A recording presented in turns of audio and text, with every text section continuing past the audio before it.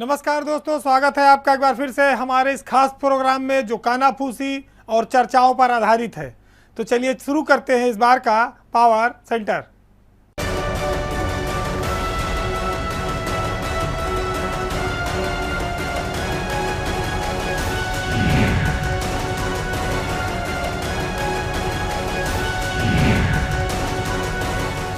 सियासत में पद एक ऐसा चीज है जिसकी खातिर बड़े बड़े लोगों का ईमान डोल जाता है।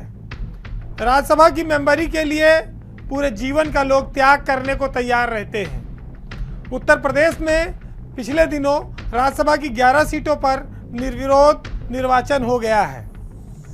इस निर्वाचन में अगर आप देखेंगे तो कहीं दीप जले कहीं दिल, क्योंकि जो राज्यसभा की 11 लोग रिटायर हुए थे उसमें से 2 ही ऐसे रहे जो वापस जा पाए सदन में, 9 को अब घर बैठना पड़ा। सबसे महत्वपूर्ण बात यह है कि लोगों को किस्मत से आस थी, लोगों को पार्टी से उम्मीद थी, लेकिन दोनों टूट गई। बीजेपी ने इस बार 8 लोगों को राज्यसभा भेजा तो समाजवादी पार्टी ने खुद और अपने समर्थन से 3 लोगों को। अगर आप देखें तो इसमें सुरेंद्र नागर और कपिल सिब्बल को छोड़कर कोई रिपीट नहीं हुआ। शिव प्रताप शुक्ला जो गोरखपुर से आते हैं, पूर्व केंद्रीय मंत्री रहे। संजय सेठ जो एक जमाने में समाजवादी पार्टी के खजांची थे, बीजेपी में आ गए थे। वो जफर इस्लाम जो मध्य प्रदेश से आकर यहाँ राज्यसभा सांसद बने थे। जयप्रकाश निषाद, इन सबको मौका नहीं मिला, लेकिन जिन्हें मौका मिला उनके नाम बड़े चौंकाने वाले हैं। सबसे पहले बीजेपी के नाम पर गौर करते हैं। बीजेपी ने इस बार गोरखपुर से 2 राज्यसभा सांसद बनाए हैं। अगर दोनों की सियासत की तुलना की जाए तो जमीन आसमान का अंतर है। संगीता यादव का नाम सबको चौंकाता है, जिन्हें राज्यसभा का मेंबर बनाया गया है। संगीता यादव चौरी चौरा से बीजेपी की विधायक रही हैं पिछली योगी सरकार में। इस बार वो सीट समझौते में निषाद पार्टी को चली गई थी, जिसके बाद से वो पार्टी में पद पाने के लिए सक्रिय थी। लेकिन उनकी एक योग्यता और है, जिसके नाते ये कयास लग रहे हैं कि उनको राज्यसभा भेजा गया। संगीता के पति अजय मौर्य उत्तर प्रदेश में इनकम टैक्स के बहुत बड़े अधिकारी हैं। अजय मौर्य को ब्यूरोक्रेसी से लेके राजनीतिक हलकों में तमाम सारे लोग जानते हैं। अजय मौर्य की पहुंच बड़े बड़े लोगों तक है, और जब सरकार छापा मारती है, जब इनकम टैक्स की रेड होती है, तो उस समय अजय मौर्य का बड़ा इंपॉर्टेंट रोल रहता है उत्तर प्रदेश भर में। तो जिसका सैया भय कोतवाल उसको डर काहे का, जिसका पति इतने बड़े पद पे हो उसको पार्टी में, संगठन में कोई बड़ा पद पाने से ज़्यादा देर तक रोक नहीं सकता। दूसरी ओर बात काबिलियत की, योग्यता की, ईमानदारी की।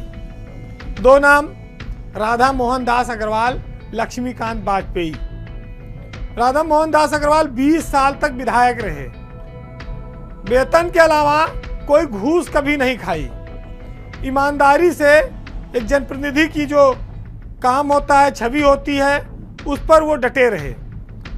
मुख्यमंत्री योगी आदित्यनाथ जब विधानसभा का चुनाव लड़ने गए गोरखपुर में 2 महीना पहले, तब उन्होंने अपनी सीट उनके लिए खाली की।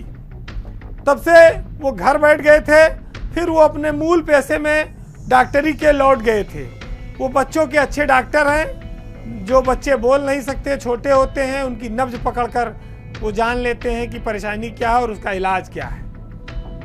डॉक्टर राधा मोहन दास को राज्यसभा का मेंबर बनाकर पार्टी ने एक बहुत बड़ा संदेश दिया है। ईमानदार लोगों की राजनीति में कदर बढ़ाई है और गोरखपुर की अहमियत को बरकरार रखा है। लक्ष्मीकांत वाजपेयी बीजेपी के पूर्व प्रदेश अध्यक्ष रहे। पार्टी उनके लिए मां की तरह है। पूरा 5 साल का समय बीत गया, उनको कोई पद नहीं मिला, फिर भी वो पार्टी में बने रहे, पार्टी का काम करते रहे। योगी पार्ट 2 सरकार जब शुरू हुई तो उससे थोड़ा पहले उनको लोगों की ज्वाइनिंग की एक जिम्मेदारी दी गई। हालांकि उनके साथ जो उनके नीचे दयाशंकर थे, वो विधायक भी बन गए, मंत्री भी हो गए, यानी कि गुरु गुड़ रह गए और चेला शक्कर हो गया था। अब ऐसे में बीजेपी ने, राष्ट्रीय संगठन ने उनकी अहमियत को समझा और उनको राज्यसभा भेजा। कुछ नाम ऐसे भी हैं जिन पर लोग रंज कर सकते हैं कि वो पार्टी को कोई 18 साल, कोई 20 साल, कोई 40 साल से सेवा दे रहा है, उनके त्याग और बलिदान को देखा नहीं गया। या यूं कह सकते हैं कि घोड़े ने घास से खाली दोस्ती की। मिथिलेश कुमार का नाम राज्यसभा के मेंबर के लिए लोगों को चौंकाता है। मिथिलेश कुमार शाहजहांपुर से समाजवादी पार्टी से सांसद रहे हैं। उससे पहले वो पुआया से समाजवादी पार्टी से विधायक भी रहे। थोड़े दिन पहले ही वो भाजपा में आए थे और भाजपा ने उनको अनुसूचित जात जनजाति आयोग का उपाध्यक्ष बनाया था और भाजपा ने उनको एक विभाग में उपाध्यक्ष बनाकर राज्य मंत्री का दर्जा दे रखा था। उनके नाम पर मुहर लगने से तमाम लोगों को आश्चर्य हुआ। अगर आप विपक्ष में देखें तो समाजवादी पार्टी सिर्फ एक आदमी को भेज पाई अपने सिंबल पर, बाकी उसने कपिल सिब्बल को, निर्दलीय को समर्थन दे दिया। जयंत चौधरी जो उनके गठबंधन के दोस्त हैं उनको सपोर्ट कर दिया, उनको भेज दिया। ये चुनाव सपा और भाजपा के बीच हुआ और कहा जाए तो मतदान की नौबत ना आए, विधायकों की खरीद फरोख्त ना हो, एक तरह से आपसी समझ दिखाते हुए लोगों ने इसको निर्विरोध करा लिया। सियासत में और आदमी के जमीर में कोई समानता नहीं है, बड़ा अंतर है।